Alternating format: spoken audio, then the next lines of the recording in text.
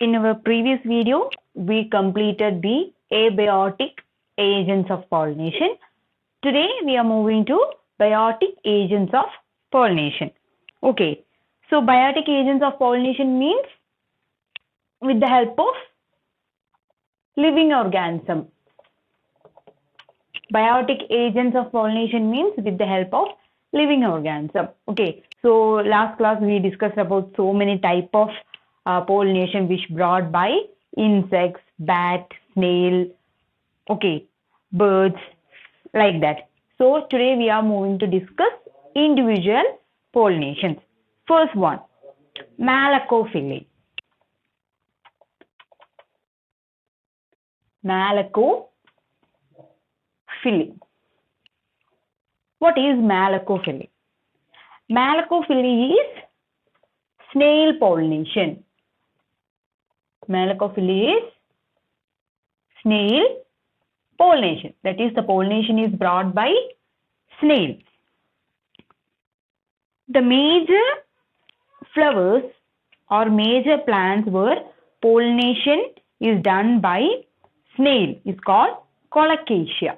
That is, the plant in which the pollination takes place is colocasia. Okay, so malacophily is snail pollination, and the major type of plants where these type of pollination is takes place in colocasia.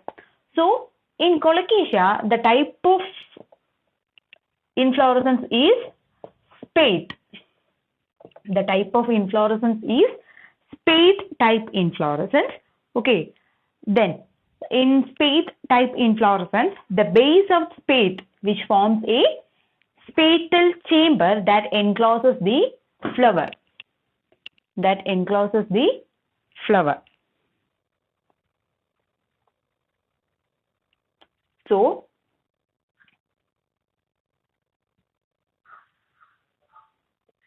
the base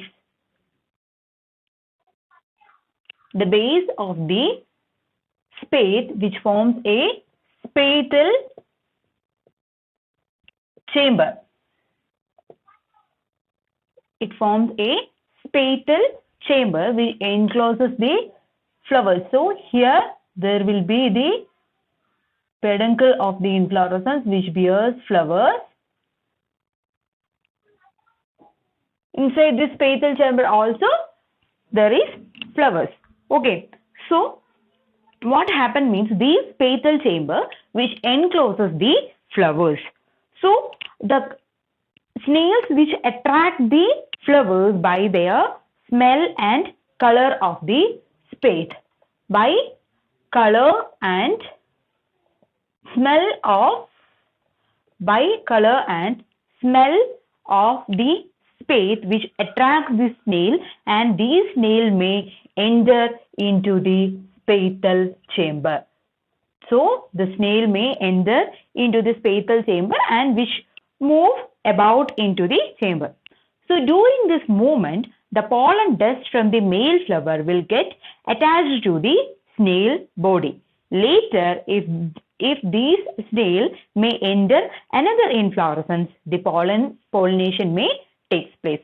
So this is the pollination by snail. Okay, so malacophily, which means snail pollination, it takes place in the plant colocasia. The type of inflorescence is spathe type of inflorescence. So it has a spatal chamber which encloses the flowers. So by attracting the color and smell of these spathe, snails will come and enter into the spathe and it reaches the spatal chamber. So during their travel, the pollen grains from the male flower dusted on the body of the snails, and when these snails again which enter to another inflorescence, pollination may take place by dusting the pollen grains in the body of snail to the stigma of flowers in another inflorescence. So this is malacophily. Okay. Now come to bird pollination.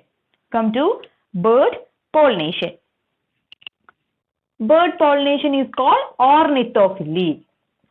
Ornithophily. Philly is called bird pollination. Bird pollination, I think you may familiar with both bird type of pollination which is common in our surroundings. So the bird pollinated flowers are called ornithophilous flowers. Okay, ornithophilous flowers, and like in Malacophily, that flowers are called Malacophilous.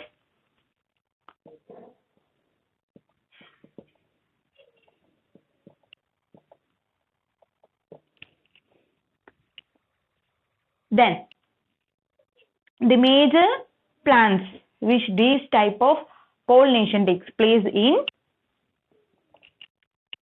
Erythrina,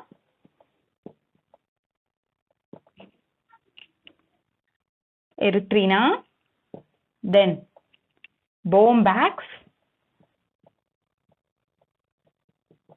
Bottlebrush,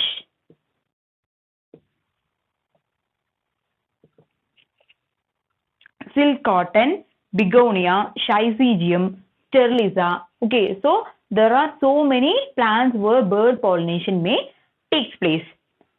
Then the major type of pollinators are sunbirds, hummingbirds,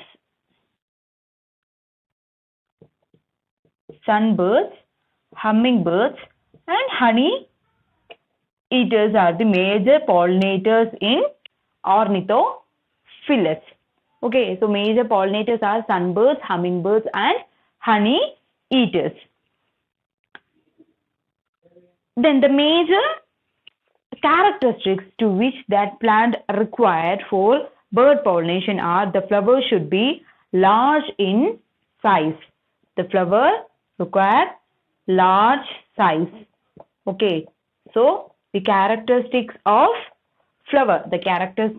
flower to which bird pollination takes place is: the flower should be large in size and brightly colored.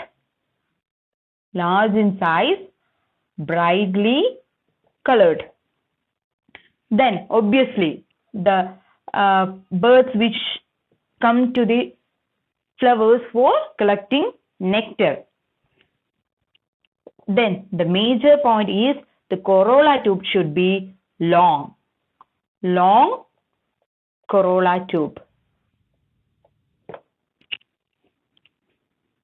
Okay, or we can say funnel shaped corolla tube. Funnel shaped corolla tubes. So these are the major points regarding ornithophily. Okay, so ornithophily means bird pollination. The flowers are called ornithophilous.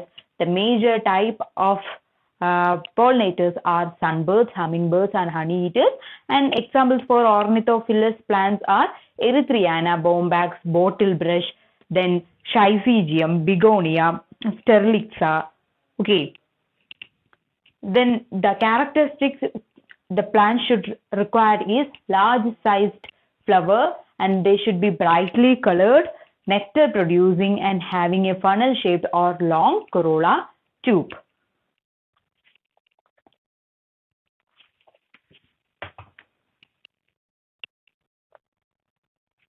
Then next is bat pollination. That is called Chiropterophily.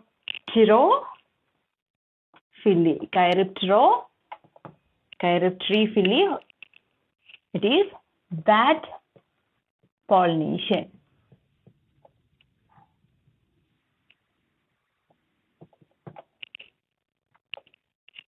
Chiropterophily, that is bat pollination.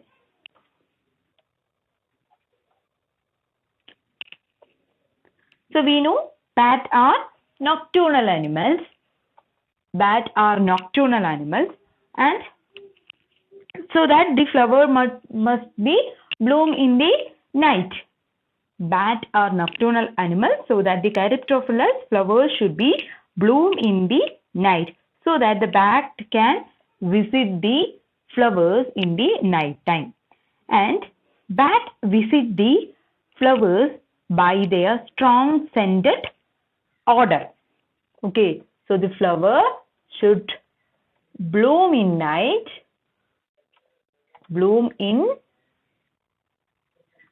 flower should be bloom in night, and the flower should contain strong scent.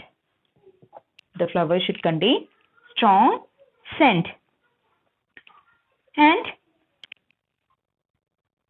the flower must be large in size, so that it can withstand the coming of the large pollinators. Then numerous stamens should be produced. Numerous stamens. Okay, numerous stamens.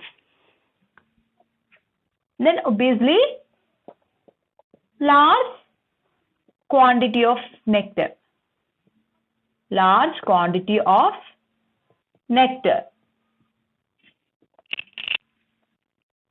So these are the major characteristics of flower.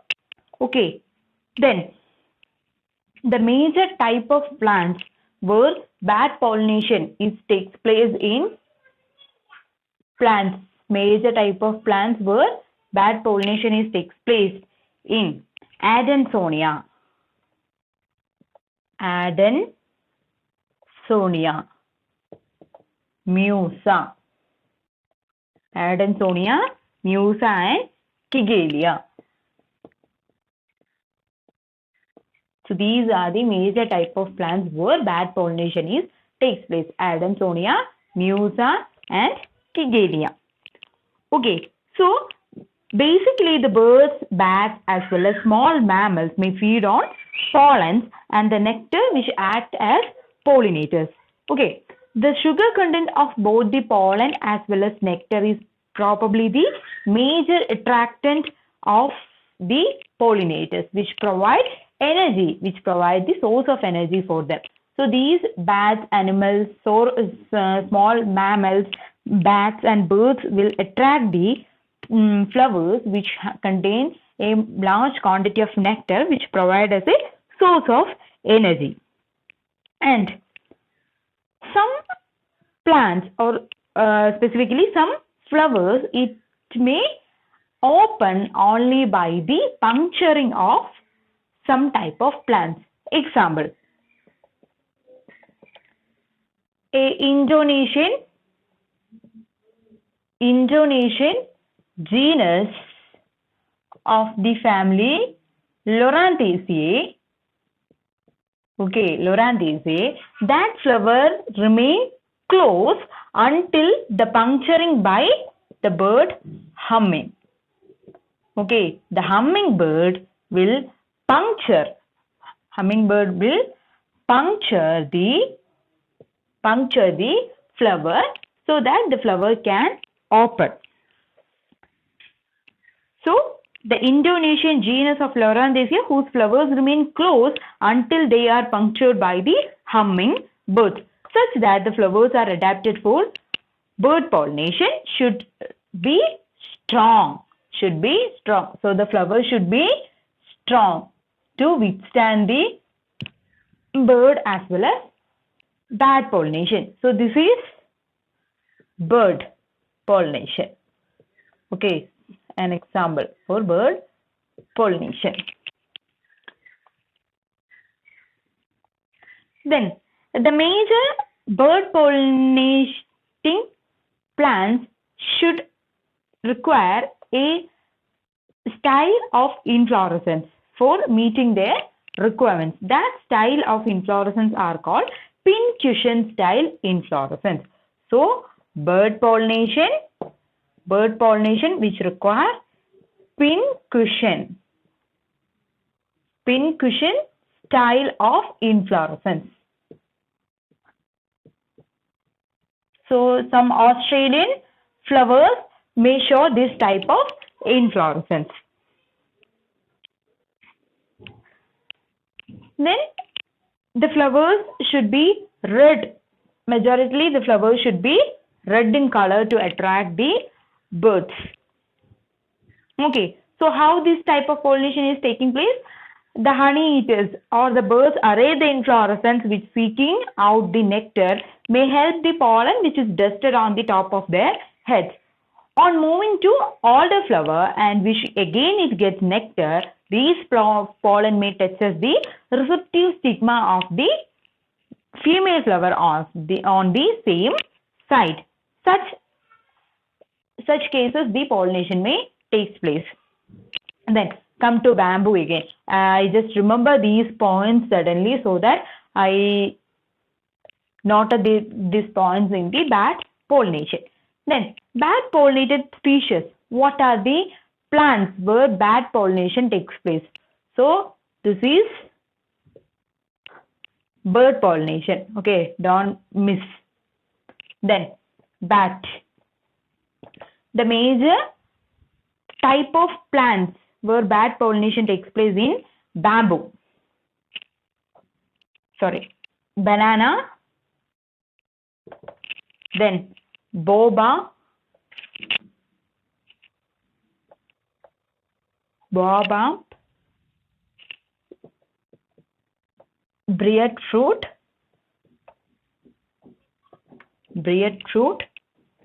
durian.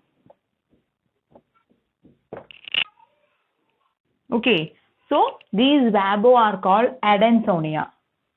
They were called Adansonia. Scientific name of bamboo are called Adansonia. Okay, so these are the some other type of plants where these bat pollination takes place. Okay, so these are about bat pollination. So the flower should be bloom in the night and it should have a strong scent of odor so that the bat can attract, and these bat may come and sit in the plants. So the flower should be large and strong to withstand that pollinator. The major type of plants are Adansonia, Musa, Kigelia, banana, breadfruit and durian. Okay.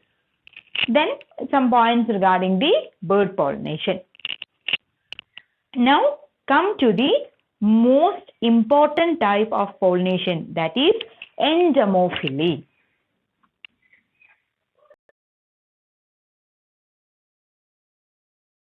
Entomophily, also called as insect pollination. Entomophily is insect pollination.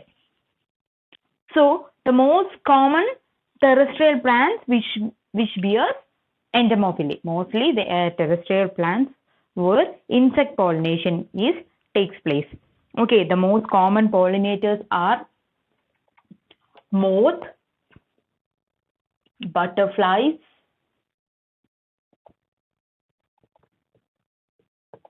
bees and beetle. So these are the common insect pollinators. And the entomophilous flowers means the flowers where the insect pollination takes place. Such flowers are especially adapted to attract insect. And some adaptations are the flowers should be brightly colored petals and perianth. The flower should require brightly colored petals and perianth.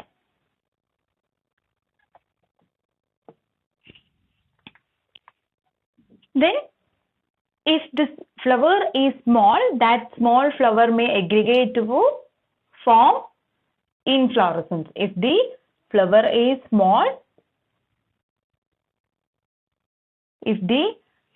small, so those small flowers aggregated to form inflorescence. And the flowers are usually scented to attract insects. So fragrance or odor. Okay, so the flower should require good fragrance or odor. Then flowers should have nectaries to produce and store nectar, so that which provide food for insects. So the flower must be a nectar producing flower. And pollen grains are usually rough surfaced, so that it can easily sticky to the body of the insect. So the pollen grains should be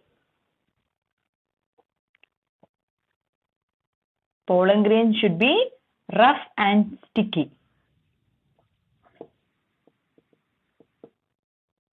The pollen grains should be rough and sticky.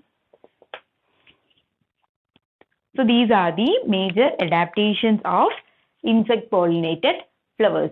So the flower should be brightly colored, that which means the petals and perianth should be bright in color, and if the flower is small, those should be aggregated to form inflorescence, and it should require a strong fragrance or odor, and the nectar producing plant should be there, so that the insects or the pollinators can get the nectar from the flowers, and the pollen grain should be rough and sticky. So the insect which carry the pollen grains from anther of one flower and deposit them precisely on the stigma of the another flower. The insects can visit the flower to feed pollen as well as nectar to deposit their egg. So mainly insect visit the flowers to take nectar as well as to deposit egg.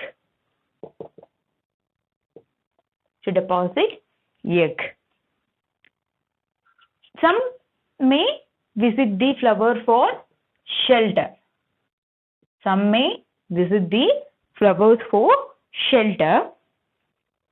And some may visit for some unknown reasons. So the major motive of the visit is for nectar or food collection, then deposit of egg, or for shelter, or for some other unknown reasons. Okay, so in order to attract the insect, the Entomophilus flower should have large and brightly colored petals. So if the flowers are small, they are grouped into inconspicuous inflorescence with fragrance. Then insect visitors should prefer certain color for the flowers. Okay, suppose if bee is the insect visitor, it prefer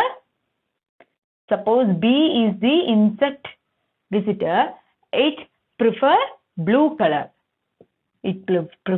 Blue color flower. Okay, if bee is the insect, it prefer blue color flower. Suppose the pollinator is butterfly.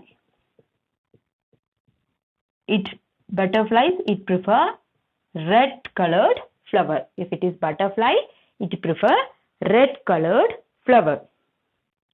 Some other flies also, it prefer brown and purple. Other flies prefer brown or purple color. So if the pollinator is bee, it prefer blue colored flower, and the pollinator is butterfly, it prefers red color, and some other flies may prefer brown or purple colored flower bearing plants. Then sometimes the corolla of insect pollinating flowers are very small and inconspicuous. In such cases, certain other part of the flower become large or attractive. Okay, some case the corolla of the flower may be small and inconspicuous. So in order to attract the insect, some other part of the flower become large and attractive. Example, Musanda.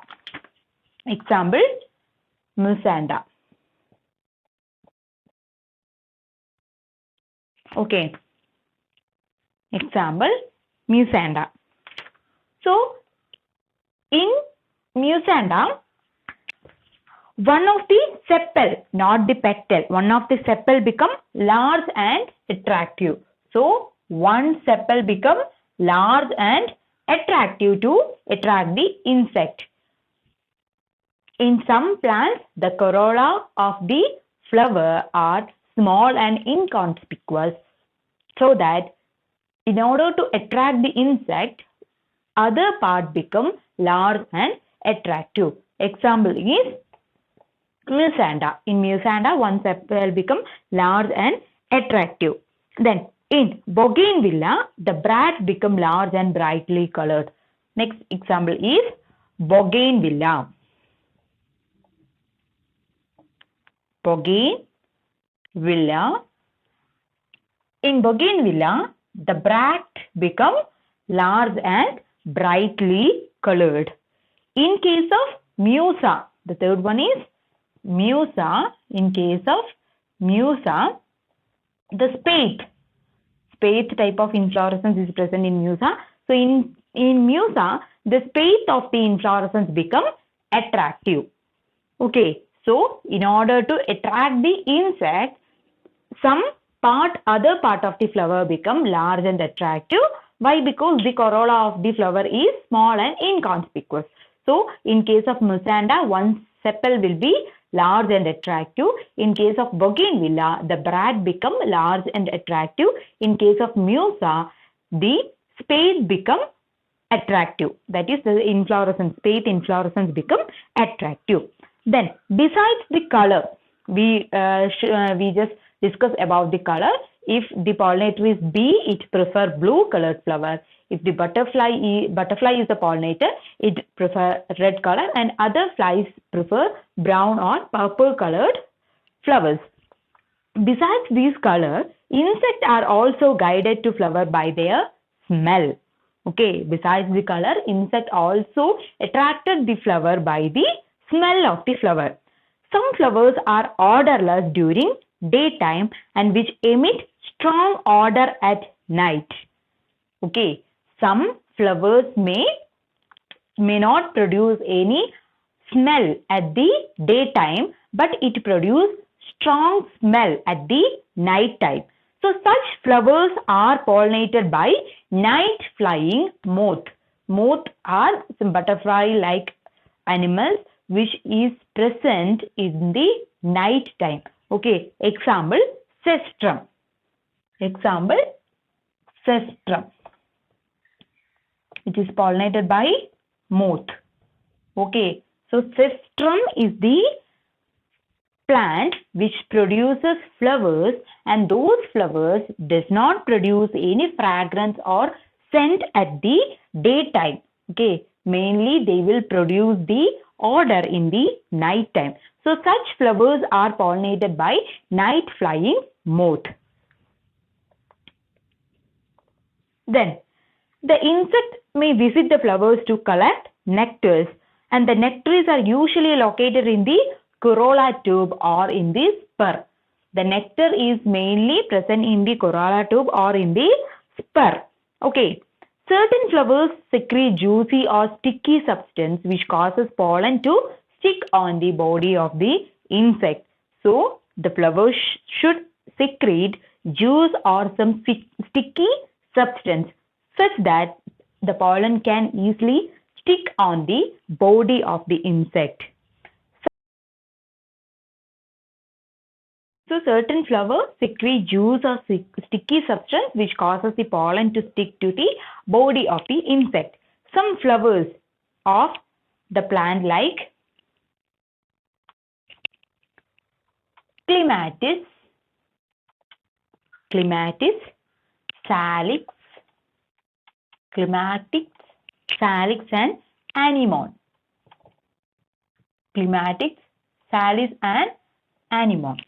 So these are the flowers. They have numerous stamens.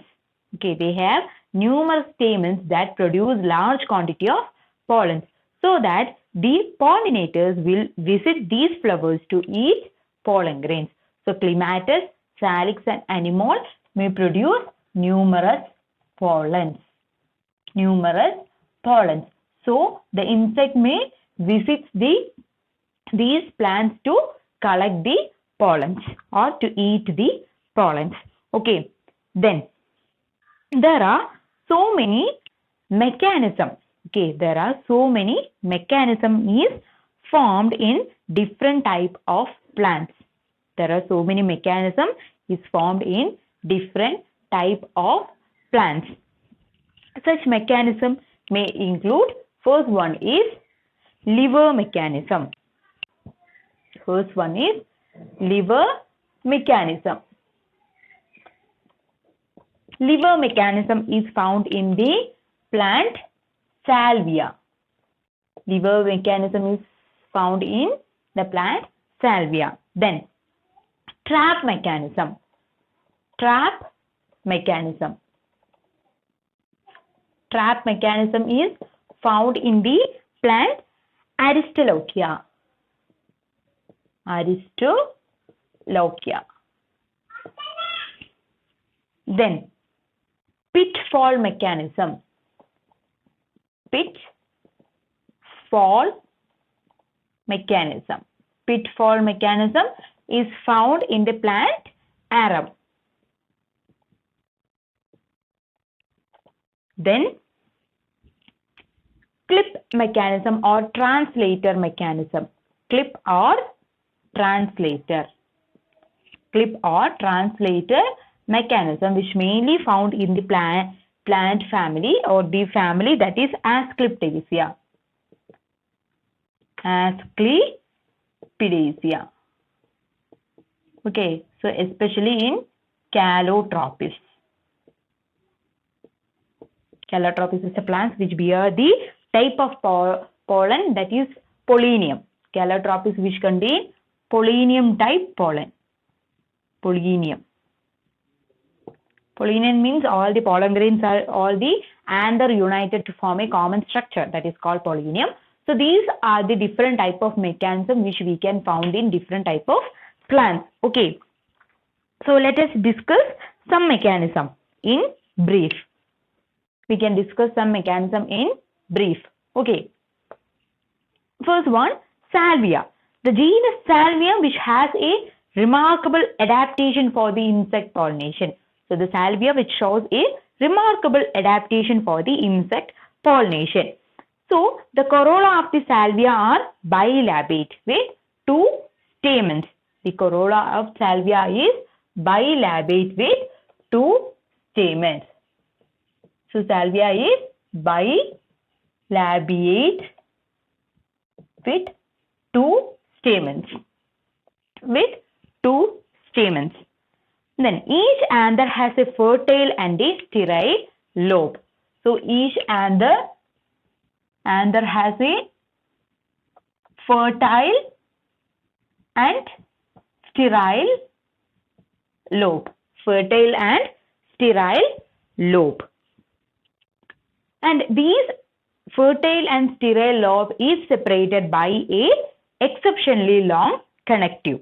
The filament which is attached to the connective in such a way that liver mechanism is formed. Okay, so due to this connection, it is called as liver mechanism. And when an insect enters the flower in search of nectar, the head of the insect which strikes the lower sterile anther lobe. So when insect enters the flower, it will strike the lower sterile anther lobe which block the mouth of the corolla tube. So when the mouth of the corolla tube is blocked, as a result, the upper fertile lobe which hit the insect on its back. If you search these things in the browser, you can get wonderful images regarding this type of pollination. Okay, so the upper fertile lobe will hit the insect on its back. Thus, the pollen grains which from the fertile lobe get dusted on the insect body. Then, the insect may enter the corolla tube of another flower, the pollen grain from the body which get smeared on the stigma. So, what is going on? When the insect enter the flower in search of nectar, the head may strike the lower sterile anther lobe, so which block the mouth of the corolla tube. So as a result, the upper fertile lobe may hit on the insect back. So the pollen grains from fertile lobe may get dusted on the insect body. When this insect may enter into another corolla tube of another flower, the pollen grains from its body get smeared on the stigma. So this is called liver mechanism. You will get pictures regarding this liver mechanism, so which will help to understand the mechanism more easily. Then what is another mechanism? That is trap mechanism in Aristolochia.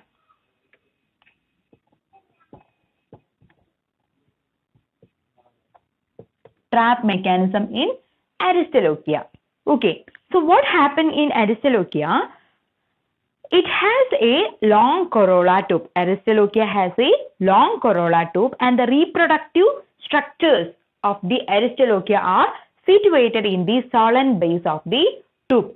So Aristolochia has a long corolla tube.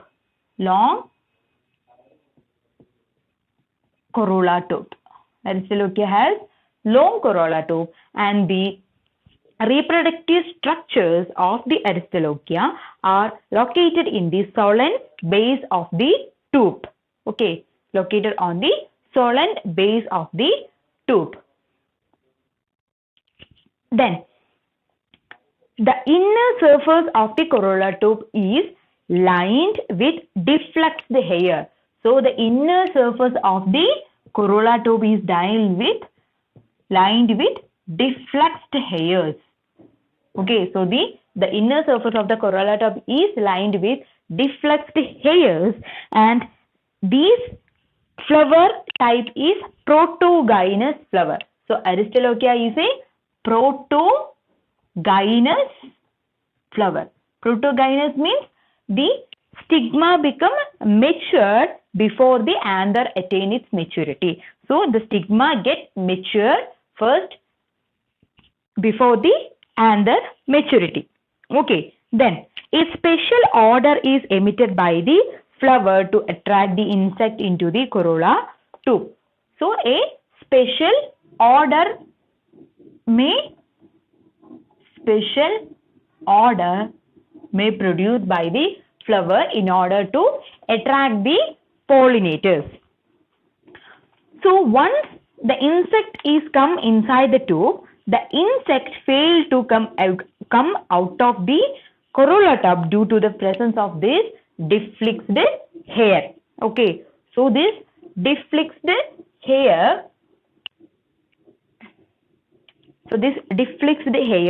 is blocked the return back of the insect from the corolla tube. So in this struggle to come out of the corolla tube, the insect may feel struggle to come out of the corolla tube. The insect repeatedly strike the stigma, and in this process the pollen grains which is attached to the body of the insect may transfer to the stigma. So what happened here? Aristolochia, it has a long corolla tube having inner lining of diffluxed hair.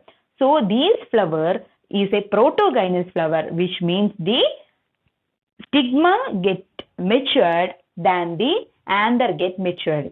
Okay, so this flower may produce a particular odor to attract the pollinators. Once the pollinators come and get into the long corolla tube, the pollinator may feel difficult to come out of the corolla tube. So that time, difficult to come out of the corolla tube due to the presence of this diffluxed hair. So that time, what these pollinators do is, these pollinators, that is insect, it may repeatedly strike the stigma. And in this process, the pollen grains which is attached to the body of that insect may transfer to the stigma. So pollination takes place. Okay, when pollination gets over, the anther dehisces. It is protogynous. So first the first the stigma mature, after that the pollen mature. When the pollination gets over, the anther dies and the insect get dusted with the pollen grains. So almost this same time, the deflexed hair in the corolla tube become flaccid, so that the pollen laden insect can easily move out of the tube to pollinate another flower. Okay, so the pollinator, that is the insect which strike the stigma to come out of the corolla tube. So the pollen grains which is attached to the insect body may transfer to the stigma.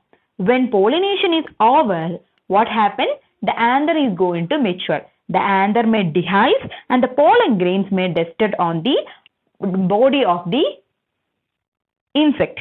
Almost at the same time, the deflexed hair which is present in the corolla tube become flaccid, so that the insect which carries the pollen can easily move out of the tube and it can pollinate another flower. So this may happen regularly in the plant Aristolochia. This mechanism is called trap mechanism.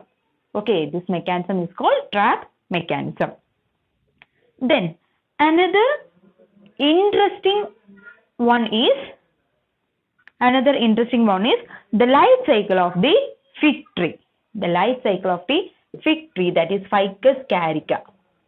The life cycle of the fig tree, that is Ficus carica. So Ficus carica. Ficus carica, it is a fig tree. Okay, so there is a close interdependence exists between the life cycle of fig tree and the fig wasp. So there is a close relationship between the fig tree, that is Ficus carica, and the fig wasp. Fig wasp. You know, the fig has an inflorescence like this. It has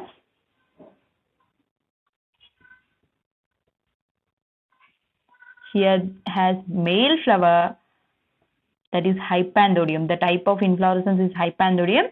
Here it is female flower. This is male. This is female flower. Male flower and female flower. And this type of inflorescence is hypanthodon. Hypanthodon. Okay. So what is going to happen means there are two types of fig trees. Okay, there are two types of fig trees. One may produce edible fruit and another may produce inedible fruit. There are two types. One produce edible fruit and another produce inedible fruits. One produce edible fruits and another produce inedible fruits. Okay. So the inedible fruits, it acts as an incubator for the fig wasp larvae. So the inedible fruits may act as a incubator for fig wasp larvae. Fig wasp larvae. The inedible fruit, it acts as an incubator for the fig wasp larvae. And in both the inedible as well as the edible type of fig, the receptacle is in the form of a hollow flask-shaped structure which open externally through a small terminal pore. That is the shape of the inflorescence, that is hypanthodon. So this hypanthodon type of inflorescence is common for both edible type of fig as well as inedible type of fig. Then the unisexual flowers are lined the interior of the hollow receptacles. So unisexual flowers are lined. Here it is male sexual flower, here it is female flowers. So in inedible fig, the male flowers lie near the pore and the female short style lie the rest of the cavity. Okay, but in case of edible, have only female flowers. So this is the structure of inedible, but in case of edible, it has only It has only female flowers. It has only female flowers, that is edible. So in inedible type of Hypanthodium, it contains both male as well as female flower, but in case of edible fig type, it contains only the female flowers. So unisexual flowers are line the interior of the Hypanthodium. In inedible figs, both male as well as female flowers are there. The male flowers lie near the opening and the female flowers have short style which line the rest of the cavity, that is the bottom. Then edible figs have only female flowers. Then what is the mechanism which is happening here is the female wasp may lay egg inside the ovary of female flower of inedible fig. The female wasp may enter into the inedible fig and it lay their eggs inside the ovary of female flower which is present in the inedible fig. Then the egg which hatch into larvae which undergo metamorphosis to form wasp. Egg hatch to form larvae and it undergo metamorphosis into form wasp. The wasp which eat the ovary and mate inside the immature fig. The wasp eat their way out of the ovary and mate inside the immature fig. Okay, then the male wasps are usually contained inside the fig and eventually they die. The male wasps are usually which is present inside the fig, but eventually they will die in the rust. But what happened to female wasp? Female wasp may escape through the pore. Okay, the male wasp may die in the fig, but the female wasp may escape through the pore. In this process, what happens means they get dusted with pollen from the male flowers which is present near the pore. Okay, so here this is the female flower which contain ovary. Inside the ovary, the female may lay their eggs. That egg, what happen means that egg may hatch. Egg may hatch into larvae and larvae may hatch into wasp. May undergo metamorphosis into wasp. Okay, so these wasps may contain both male as well as female wasps. Okay, male as well as female wasp. The male wasp may eventually die inside the fig, but the female wasp may escape from the fig through this opening. Okay. Then the pollen which is laden, while it is escaping through the opening, here there is male flowers. So the pollen grains from the male flowers may dusted on the body of the female wasp. So these female wasps may enter the edible fig while searching for ovaries to lay egg. So these female wasps may lay their egg on only edible figs. So the wasps which come out of this inedible fig may come and enter into the edible fig and it lay their egg in the female flowers which is present in the edible Hypanthodium. So the pollen laden female wasp may enter the edible fig while searching for ovaries to lay egg.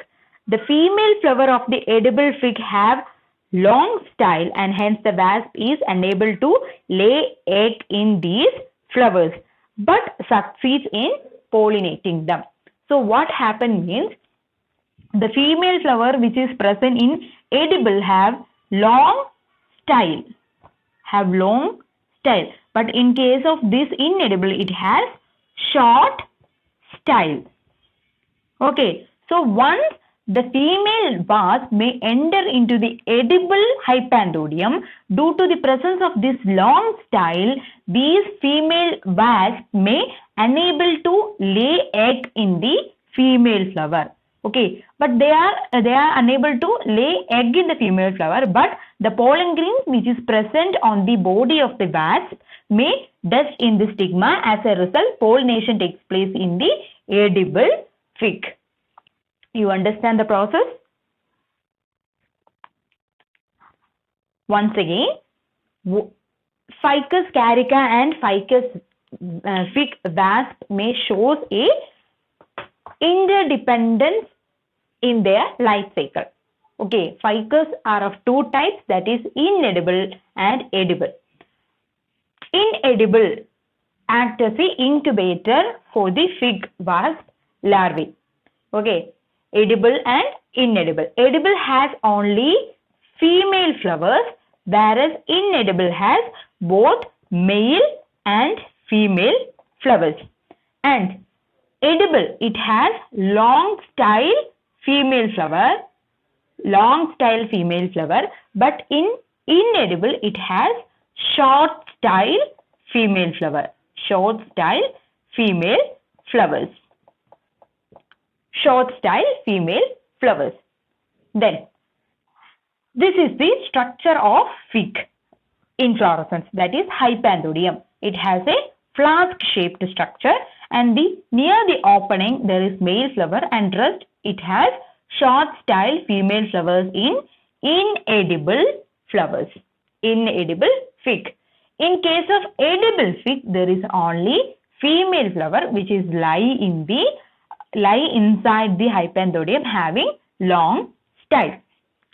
Okay, then inside the female flower there is ovary. Inside that ovary, the female wasp may lay egg.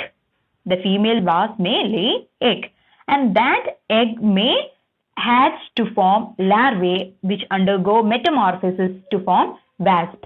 Okay, that wasp are of two types. Wasp may be male or female. Wasp can be male or female.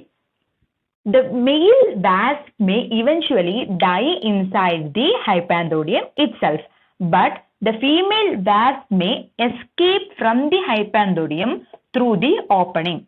While it is escaped through the opening, the male flowers which is present on the inner lining near the opening may dust the pollen grains on the body of female wasp.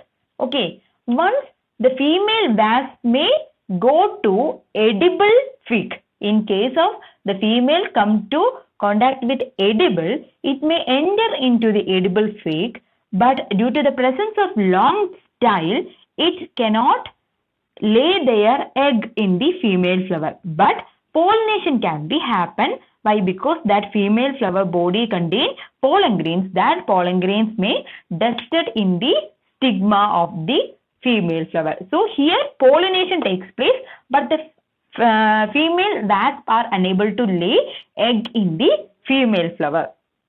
In case of, if other than this edible fig, the female wasp may go to inedible fig, they can easily lay egg. So this is the mechanism which is happen in the Ficus carica. So this is an interesting mechanism. Okay. So these are about the endomophily.